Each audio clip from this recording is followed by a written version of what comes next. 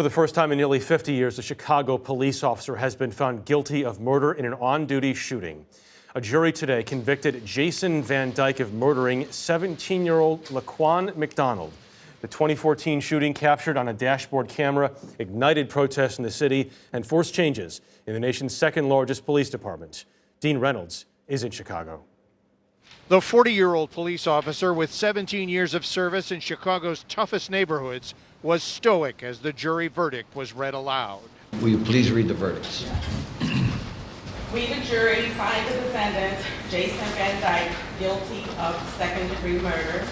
Conviction on a charge of second-degree murder plus 16 counts of aggravated battery for each of the 16 shots he fired into 17-year-old Laquan McDonald on that October night 4 years ago. And now we could go home tonight and sleep, knowing that Laquan is at peace.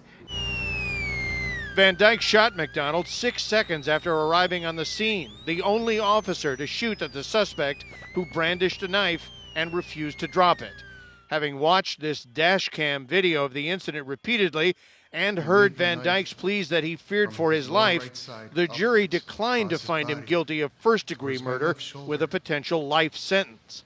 This woman was the lone African-American on the panel, which deliberated for 7 hours. We looked at all the evidence and we ruled on it accordingly. Dan Herbert is Van Dyke's lawyer.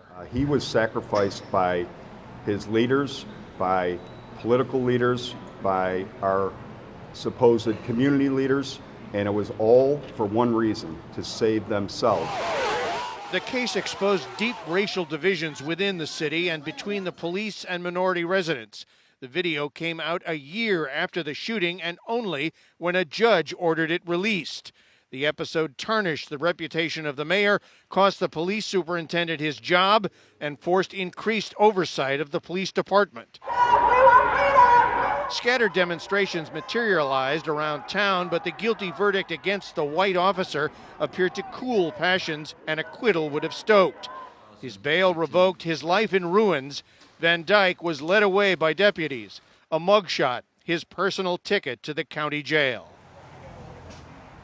That night 4 years ago was the first and only time Jason Van Dyke fired his weapon on duty, and now he could spend years in prison for it.